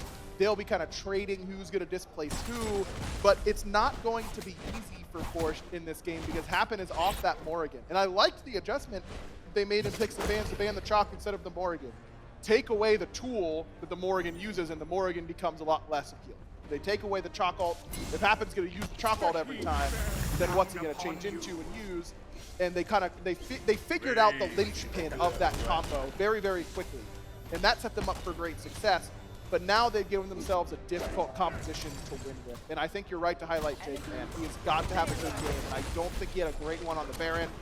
He's going to have a great one. We know he's capable of it, but recently I think he has struggled. Now, you can tell me to kick rocks or tell me I'm a fat egg, whatever you choose to do. And I will. Do you put any weight into quad blink as far as trying to shore up some of that initiation? Does this tell you it's a team who are trying to fill in those gaps with 4 blinks on your side? Yeah, I think it's a good call. I mean, I think that it does. No, I don't have to this time. You'll learn it later. I'm not concerned. It will be easier to close gap with things like blink. And honestly, like a blink spit from Kuku Khan does a lot on a backliner and can basically one-shot them come late game. So it's not bad, but I think it's also just that you've got to run from this Hercules more than anything else. And sometimes beads isn't enough to save you. Jake's going to get Talisman of Purification, I'm sure. So he can be the one to try and save you with that. Get away from this Hercules, get out of these Emoja walls. That feels more like what the blinks are going to be used for. Yeah, it's a hypothetical dream world where all 4 can be used to initiate. And that would be a synchronized, a synchronized swimming Olympic level move from Borscht, and that would be fun to see. Right, but it's the same as like, well, if you hit a 5-man Thor ult, the game can turn around. A lot of what ifs. I don't know what the odds are on that, but I got to imagine going towards Food Drive. So Karmic will pick up this Herc solo. Slight invade on the purple buff there for Food Drive, so already the Thanatos making its presence known on left. But the Herc solo, not something we've seen much of here this weekend, provides some great disruption. Sure does, and it has excellent damage still, excellent survivability. I'm a big fan of the Hercules solo. I mean, I've always loved it in support. Mike and Aurora first really opened everyone's eyes. Oh goodness. Well, instead it's Karmic having to run Searing Pain, hits, and in goes Ratmilk for first blood. Needed to see some activity from these junglers early, and it's rare activity in the first 4 minutes. A jungle gank over to Solo. Karmic just hadn't backed yet. He hadn't spent any of that gold, had just Bluestone. That is easy pickings there for Borscht to come over and get the kill. Nice follow-up off of the stun from Ratmilk, and everything is hunky-dory over there on the right-hand side. But I do think that Karmic going Ruinasong first is not my favorite, because this is not an interactive matchup with Ra. He doesn't interact with you. He just walks by you, takes the farm, walks past you, takes more farm, so on and so forth. Maybe with this Ruinasong, Karmic feels like he can set up for some kills for Valo, who will do the majority of the damage. But I've been a big fan of Nika's Herc build that I've seen, where I believe he rushes Tekko Kage first, gets that damage, gets that cooldown, and then starts to get some tankiness later on in the build. I think in general, the most impressive solo builds I've seen have been a damage item first in solo, followed by some tank or hybrid options after that. I think that Karmic won't be able to keep up in farming the wave and the side jungle by going Ruinasong. Karmic not really needing less healing for Borscht over in solo, needed a little bit more of his own to avoid dropping for first blood. But yet again, aggro, I'm seeing this unfold where Food Drive have had really consistent farm now in the first 5-6 minutes of both game 1 and now game 2. Not really worth looking at the gold lead in its entirety, but it is setting that stage again for a Food Drive team that slowly build up this advantage. Got some stacking going on for Clove and mid, stacking for Tenkbeer and Duo, but all this while building up this slight gold lead, which could matter if Borscht aren't able to be proactive. Food Drive's early game macro has been excellent so far, all throughout the Founders. That's pretty good. It's a 6-minute Gold Fury pull for Food Drive. Awesome Jake close by. Borscht, though, wrapping around Food Drive. Valo has found the back line. It's the Emoja in and out of the River's Review. But up goes Valo, hovering. Death! Down he goes! Valo doesn't get the kill, and Ratmilk has to ult away. Awesome Jake is stuck around in the fight. Grabs one for himself. It's the Gold Fury that never was for Food Drive. Food Drive pulls it because Happen has a Sunder, and it's the first one we've seen in a little bit. I've liked the pressure they've gotten on the duo side because of it, and you'd think, yeah, we've got Sunder, let's just walk up and do the Gold Fury in their face. But then Happen just takes too much damage in the process of tanking it, and he's gone this Life Finder first, which does not make you particularly tanky, and the Gold Fury does a lot, especially this early. If Happen's going to be the one that's most important to stick around and secure it, he can't also be the one to tank it. And when you've got Yamoja, in particular, a ranged character, I think Food Drive could have done a much better job of passing the Gold Fury back and forth in order to set up for Happen to sunder it. As it stands, takes too much damage. Ratmilk finds a great flank in through the mid lane, and Food Drive end up dropping it and losing a kill because of it. Could have been great. Talked about the great macro that Food Drive has displayed. Unfortunately, results. Death for your support. This is going to be a 2v1. Pagon trying to win the duel against Tagbeer first, but he's going to come up just short and tapping in to make for the 2v1. And Pagon, no real chance on the Jingwei to get out. And it looks bad that Pagon doesn't beads there on that stun, but I think it's actually correct. He didn't have enough mana to use Airstrike afterwards, and without the mana, he was going to die. If he had enough to use it, could have been beads, Airstrike, live, but I think Pagon makes the right decision in terms of using the Relic. Now, the decision to take the fight, not nearly as good, just doesn't have that awareness of where Happen is on that. Pagon didn't have the opportunity to make that big Uber play in game one. An unfortunate 0-1 start here for the ADC of Borscht. Was wondering if Food Drive would maybe start to hover by that Gold Fury after the kill, but Borscht was really quick on the uptake there and made sure to cover all of their bases. Quiet over in solo aggro since we saw that opening gank. Karmic's been able to stabilize, has not fallen that XP behind, if he's behind at all. It looks like both junglers have really put their eyes elsewhere. This is good news for the Thanatos, though, because even, yes, Loki scales to be the scariest late game assassin by a pretty considerable margin, but Thanatos also, nice axe! Whoa, Pagon, are you gonna drop again? No, you're alive, but got maybe some assistance from your team. 4 members of Borscht on left. Thanatos now with this aspect just scales in health, and he doesn't need to build any health items. He'll just get a ton of it throughout the game. Not as much in the jungle as you do in lane, because it's based on killing minions, and you just get more consistent minions, I feel like, over there in the solo lane, especially with the side jungles. Right. But Valo's able to steal a couple of those, just get into the later stages. I mean, Benko was playing it in the last set and had like 5 Ks. Uh-oh, who's in trouble here? It's Globe. Spirit of the Nine wins, and a little bit of tick damage. Gets the Nuwa down to half HP. Borscht aggro seemingly a bit more proactive. Now we've seen Pagon underneath this tower being dove a couple of times. Slightly more proactive here in game number 2, but a grouping again around this Gold Fury. Valo in the jungle brush. Baskin over from mid as well. No Spirit of the Nine wins should a fight break out. But Jake's on the other side. He's going to trap him. Is he going to find a pluck, though? That's the question. He is, but it's immediately countered out by Valo, who's up in the hovering death. Is he going to go back in? Yep. Sure is. Got an execute. And Jake is the first casualty of this engagement. You need Pagon to deal the rest of the damage. Ratmilk on a triple stun, and Pagon steps forward.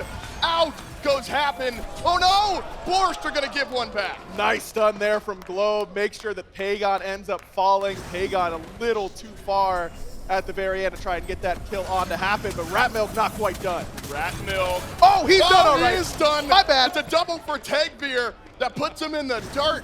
And that death timer now at 25 seconds. Borscht had an opening, but it is slammed shut. Ooh, Tagbeer just misses that axe, puts it in the wall instead of into Baskin. What a fight, though, from Food Drive on the turnaround. It looked like Borscht was going to be able to run away with it, but right back towards the Gold Fury, though this is not guaranteed. We saw this last fight, a great play in order to get Jake low enough.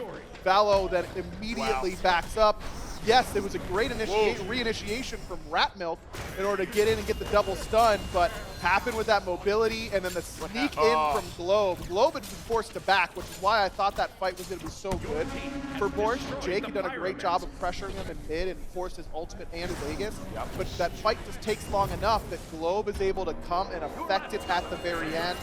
That Nuwa minion stun, incredibly potent. We saw it kill Rat Milk and Pagon in that engagement. Man, Borscht, it's this team that's felt like are starting off these opportunities, but the door just keeps slamming shut.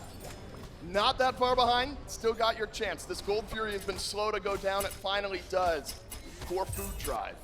In the meantime, though, a Pyromancer falls for Borscht, so you're trading back objectives back and forth across the map. Now sort of the first instance, aggro, where we saw the solo laners rotate into the fight. You can see what Karmic on this Herc can maybe get done later on. Didn't affect anything there. But once these solo laners start to rotate out, that's maybe where your concern has been, right, on how can they affect the team fight. We're approaching that moment. And now, Food Drive has Sustain in order to match that raw solo. So one of the key things that it brought to the team composition in the last game doesn't feel as different from what Food Drive is going to have because they have Umoja to give the team-wide heals. Karmic can sustain himself pretty well on the Hercules. Valo can't with the aspect turned on, but still Death Scythe gives you a good amount of HP back. I still feel like when it comes down to these late game fights, what's going to happen is Baskin is going to have to freehand a big ultimate. Pagon is going to have to get in there and do all the work himself, but there will be a lot of time bought by Final K. I don't want it to seem like the pick does nothing in the team fight stage. It just doesn't do as much as something like that. Well, if you hit a 5-man Spirit of the Night. Oh, right! How did I forget already? Suddenly, the team fight looks a lot better.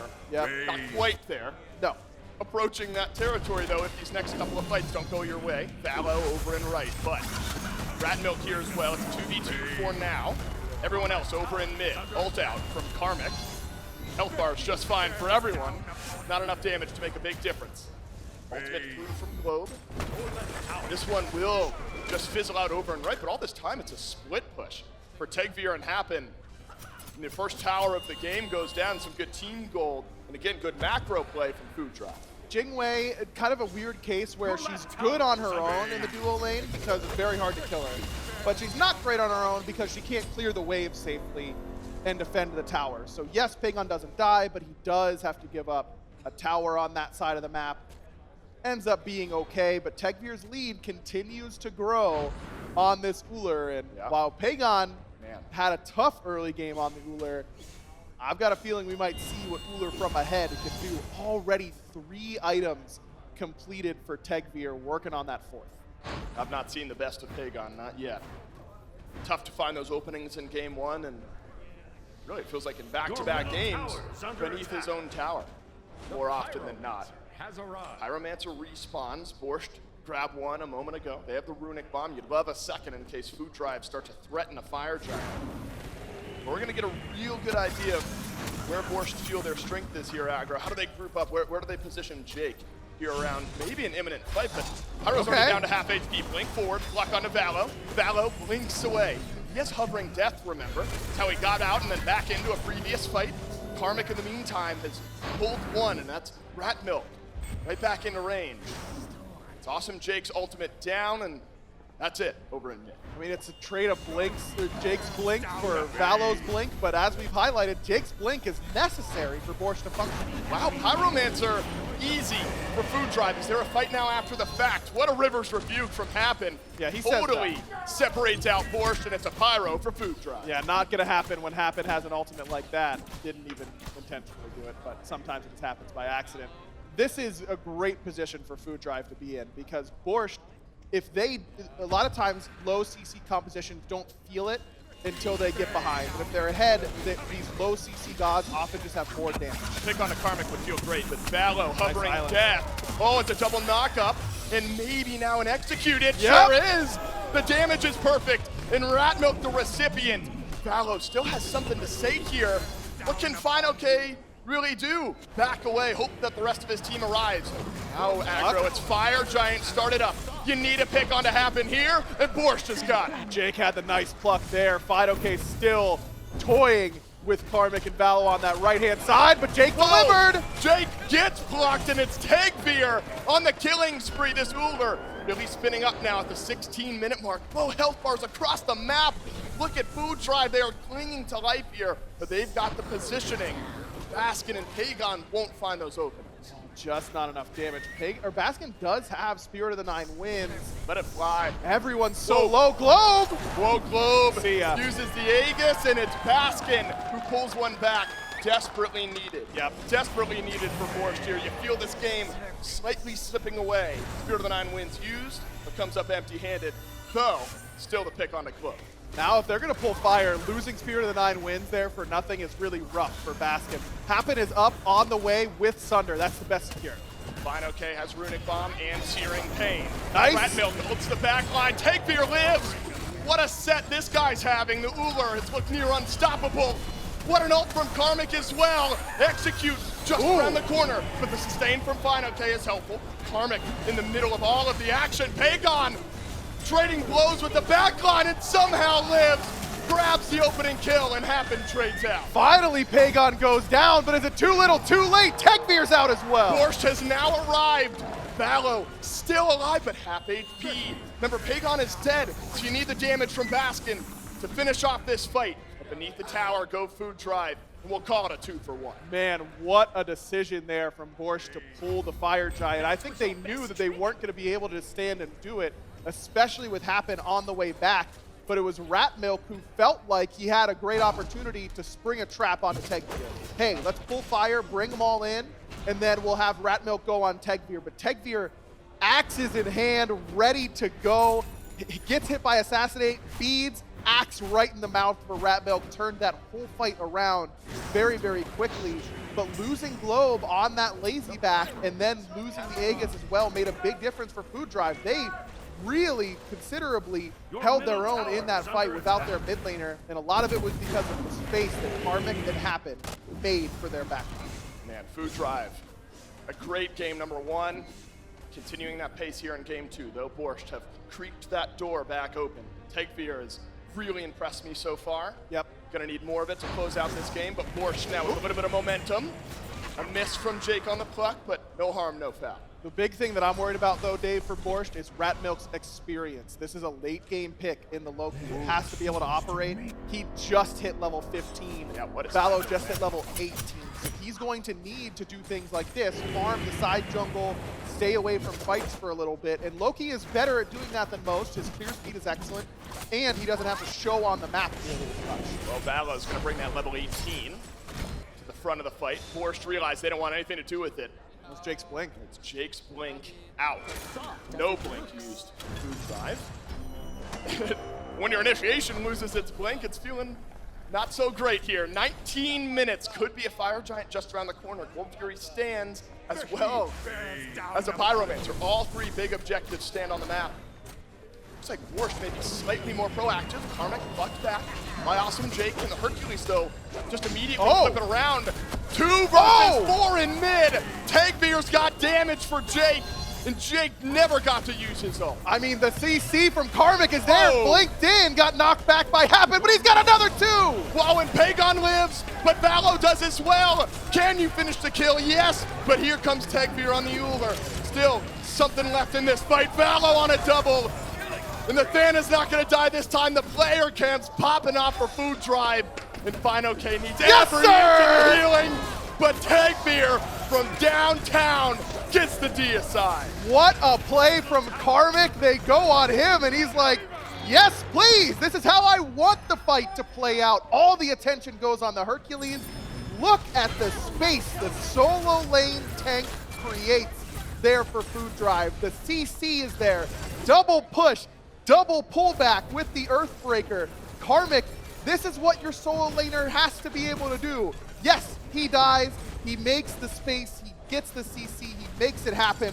Then Food Drive now about to get all five members of Fire Giant. Man, Food Drive, are they about to shutter the chances of Borscht here? I mean, Borscht show up, Food Drive drop 0-2 at the start of the day, But now they're starting to put together team fights like this. Double push, pull him back. Jake's dead in the CC chain from Tegbeer's damage.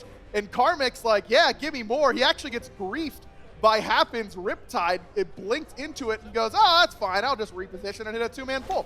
That's no problem for me. Impressive fight from him. And again, Food Drive just look like a well-oiled machine, don't they? Borscht, they feel a little bit disjointed, trying to make individual plays happen, whereas Food Drive just working well as a unit and making plays happen. And this really, again, reflects the weight of a couple of those early games in Atlanta a moment ago.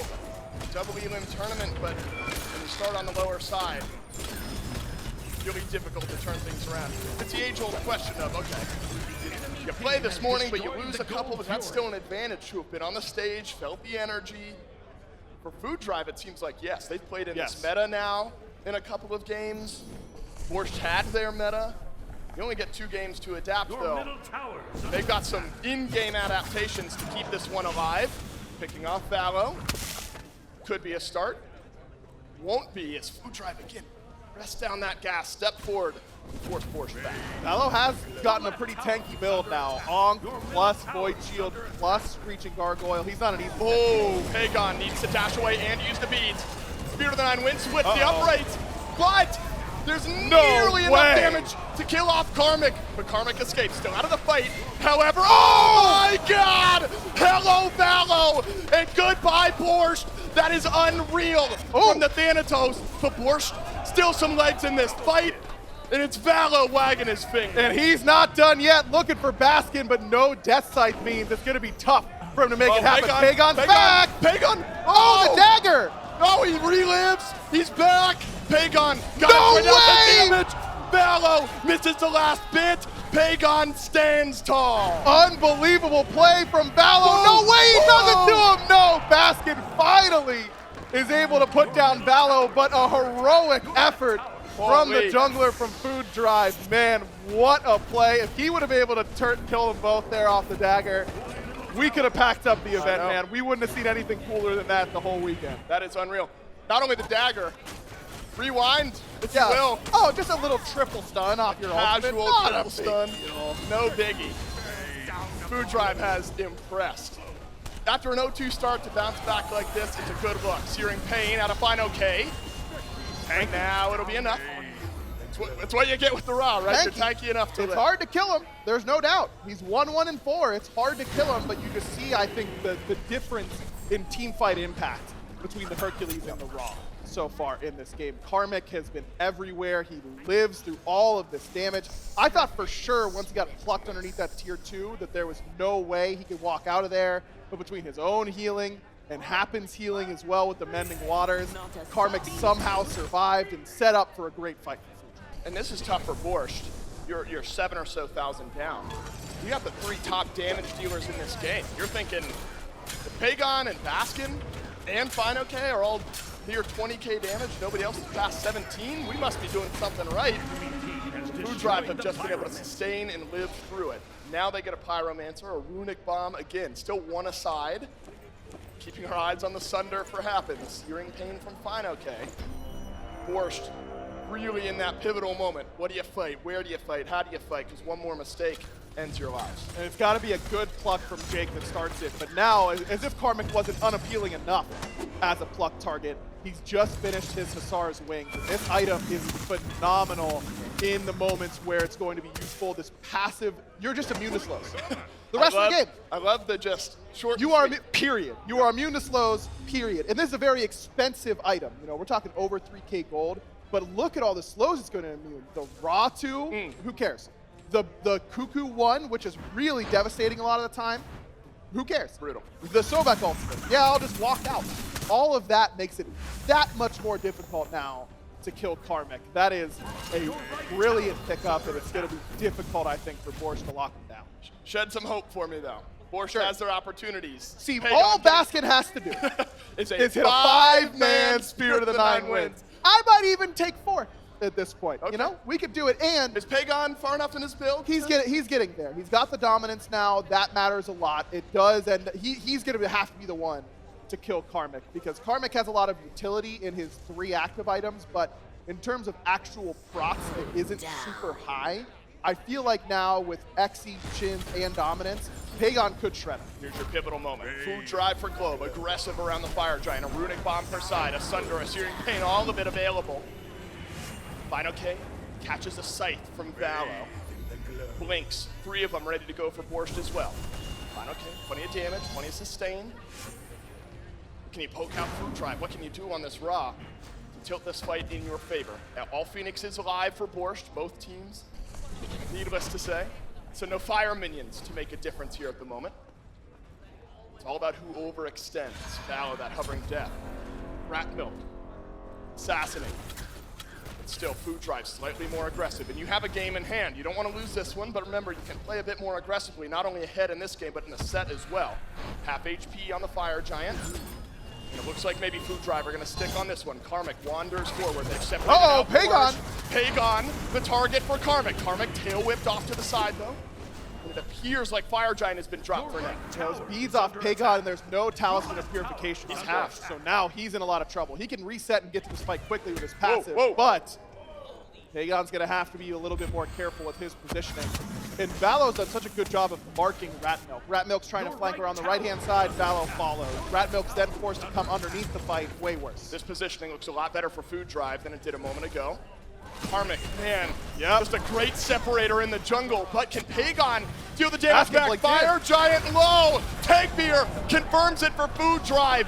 Now you gotta get out if you're Awesome Jake, but maybe you can turn the fight. No, you can't. Karmic cleans up Rat Milk. It's a block back in onto Final K, and Borch looking for some damage in the fight. Jake's not gonna get the execute down. He's gonna go. Just 2 members left for Borch. It's the damage dealer, so maybe you can clean up the engagement. Pagon and Baskin group up with one another, but their tournament is over as it starts. Food Drive, get the D aside, get the FG, and they stay alive. And there was nothing charity about it, Dave. They earned this one, no doubt about it. An unbelievable set from Food Drive. Best Obsidian Dagger users in the league as far as I'm concerned. They were killing it with that. Just the separation in the team fight. Karmic actually forced Baskin to try and blink past him. He blinked nothing just to try and get in range and steal the fire. And I appreciate the dagger shout out because I'm like, what is going on? Did the game end? what happened? Did somebody get the Titan? The game did end just now, and it's Food Drive for Globe from the losers bracket. Aggro, they start off their morning with an 0-2 loss. Not really convinced. Here they are in the losers bracket. They sort of dominate Borscht here in back-to-back games. I just think they had a better handle on how they wanted to play and what the team comps were going to end up doing for them. I mean, Borscht is just a conglomeration of unbelievable players. There's no questioning their pedigree. Their chances of succeeding in the future of Smite 2 is extremely high. I just feel like they really refused to move off of how they wanted to draft these team comps, and I think it really cost them. I mean, you look at what Karmic was able to do on that Hercules in that game, the displacement, the time buying, you know, the threatening, the space created, it was all because he's just this threatening front liner who you can't ignore. Yeah, you step forward as a Ra, you take some damage, maybe you deal some back. You're not really threatening a pull back in. Opposite on the Hercules, so maybe lives and dies there from Borscht. Unfortunately, their tournament comes to an end. The first knockout here this weekend at the Smite 2 Founder Series live in Las Vegas. A very, very easy team to root for in Food Drive for Globe. What a story, and their story continues. And the desk will break down how we got there. That's right, Food Drive for Globe. Keep on marching forward. And it took a couple adjustments, right, from set number 1, but they got there, and they got the job done again. Gore, Laramie, Trelly, and I mean, first off, that was a really fun set to watch. Absolutely. Unfortunately for Borscht, that is the end of their tournament and the end of the road for them. That being said, they put on a hell of a show. Sure did.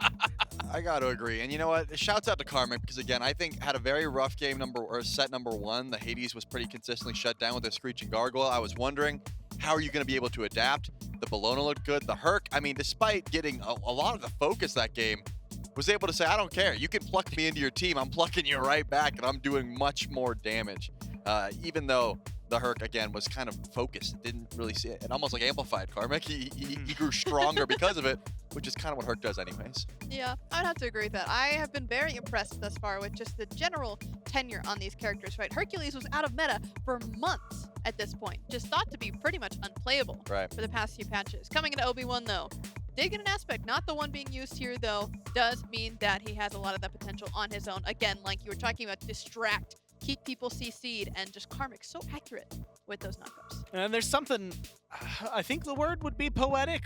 Rat Milk, who I think had gotten kind of known at this point over the last few months, whether Thanatos was in meta or not, would play it, look really good on it, was a driving factor.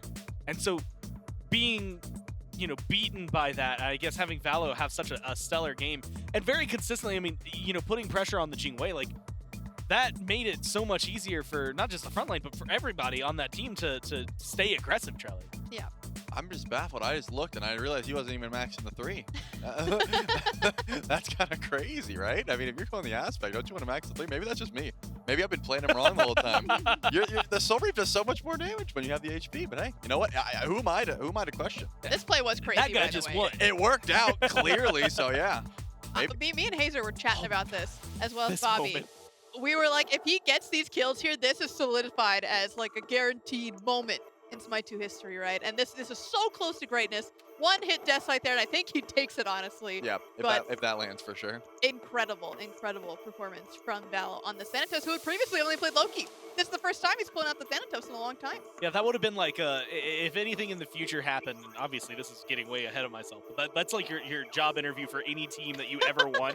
If you get the double kill right there, you're like, yeah, by the way, I won that game for everybody. Here's the Twitch clip. Here you go. All you need is this 30 seconds. No, it was really, really good. 6-2. Obviously, everybody played well. Techveer, we've kind of mentioned, but tons of kills, tons of damage happened as well. I'm gonna to do my due diligence to bring the support player into the conversation, because 2-2-12 looks really good, but also I feel like the Emoja, there was a lot of really good prominence. Just all around, I feel like, Lermy, coming into this, you had mentioned like the CC, how much of it was on one side, how little of it was on the other side. Yeah. When I'm looking at the Yemoja, what Globe can bring, even though Globes isn't that crazy, Valo, even though it's not crazy, and then you add in the Hercules, it's like, man, you guys are going to get stopped a lot this game. They have a game plan, right? Yeah. And there's always a fallback, and there really wasn't that piece of the puzzle there for Borscht, unfortunately. When you miss the Hercules things, you've got Yemoja. When Yemoja's not there, you've got Globe to follow up with the minion stun. There's lots of different options and places where you have things to do when everything doesn't go right. And something that I think a lot of teams are going to take note of, again, is when you prioritize something like the Uller, you have to make sure there's someone on that team that can play Uller, right? You think, okay, are we worried about this Uller? Is it even going to hit the axis? Are you going to be on point? Techveer was on point, right? Oh, absolutely. Now every team knows, okay, when it comes to this squad, when it comes to banning Uller, we actually do have to like ban it or take it away, or at least have an answer for it. Whereas sometimes, things like the Aladdin have been left through just to see, do you guys have an Aladdin? And so far the answer has been no for everyone. But who knows? There still could be some sleeper picks coming through. For some of them, it's not been by choice. There is like, do you have an Aladdin? We don't want to find out. We'll Not find gonna out. risk it. Yeah. And so I'm really excited. What's weird is when we do events like these, I always say there's going to be one team that lets through the pick that everybody's saying that's the best pick. And we had it already happen twice, and nobody picked it. So I'm like, does that count as letting the pick through? It is, but I mean, I would argue because I gotta see him. I gotta see him. Because Afro has the stats to back it up. She's got to be the best pick right now, right? You're right. Came in, won, and then got banned. Yeah, so she's 100% pick ban, whereas Aladdin's not. So until we see more, I'm leaning more on Afro. You can see Food Drive again move forward. Borscht knocked out. Smoking Bird. No, Mockingbird, Smoke Break. They're going to be the ones that come up a little bit later. Again, best of 3. That's going to winner. Goes on to fight Food Drive. Not really a fate I would wish on anybody at this rate. Feels like they're doing great. Loser gets knocked. I can't believe we're going to be out of one of those two teams. And just in general, by the end of today, which this is still in Eastern time, nice little laptop joined me. For some of you, it's getting late. By the time you go to bed, though, somebody else, I guess another 5 players, the road's going to be over.